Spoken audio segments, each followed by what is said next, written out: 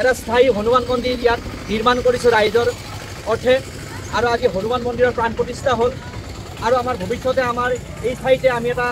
স্থায়ীভাৱে ডাঙৰকৈ এটা হনুমান মন্দিৰ নিৰ্মাণৰ কথা ভাবিছোঁ আৰু ইয়াৰ কাৰণে আমি আমাৰ স্থানীয় বিধায়ক স্থানীয় সাংসদ মহোদয়ৰ ওচৰত আমি যাম এই হনুমান মন্দিৰ নিৰ্মাণৰ কাৰণে আৰু লগতে আজি বৰভাগবাসীয়ে আমাৰ বহুতখিনি ৰাইজে ইয়াত লগ হৈছে ইয়াত পূজা অৰ্চনা কৰিছে আৰু সমূহ ৰাইজে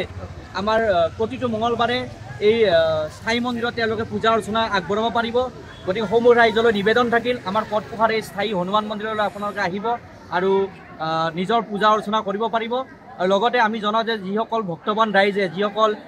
হিন্দু ধৰ্মাৱলী সনাতনী ধৰ্মাৱলী ৰাইজে আমাৰ হনুমান মন্দিৰৰ বাবে যদি কিবা আৰ্থিক সাহায্য আগবঢ়াব বিচাৰে তেতিয়াহ'লে আমাৰ নলবাৰী কটপহা গাঁৱলৈ আহক ইয়াত আমি স্থায়ী মন্দিৰ নিৰ্মাণ কৰি আছোঁ তেখেতসকলৰ আৰ্থিক সহায় সহযোগিতা আমাৰ ইয়াত আগবঢ়াব পাৰে ধন্যবাদ কি ক'ব মোৰ ভাতৃ কিশোৰে ক'লে যে আমাৰ এই ঐতিহ্যপূৰ্ণ বৰভাগৰ এখন ঐতিহ্যপূৰ্ণ গাঁও কটপহা এই কটপহাত আমি এখন ডাঙৰকৈ দুৰ্গা পূজা ইতিমধ্যে পালি আছোঁ এইবাৰ আমি 51তম দুৰ্গা পূজা পালিলোঁ তাৰ লগত সংগতি ৰাখি আমাৰ এই কটপহা চকত আমি এটা সুন্দৰভাৱে এটা হনুমান মন্দিৰ প্ৰতিষ্ঠা কৰিছোঁ সমূহ সনাতনী ধৰ্মপ্ৰাণ ৰাইজক আহি ইয়াত পূজা অৰ্চনা কৰি নিজৰ মনৰ আশাবিলাক পূৰণ কৰাৰ বাবে আগ্ৰহী হ'বলৈ অনুৰোধ জনালোঁ আৰু যিখিনি ৰাইজে পাৰে নিজৰ স্বাৰ্থ অনুযায়ী ইয়াত সহায় সহযোগ কৰিবলৈ আশা কৰিলোঁ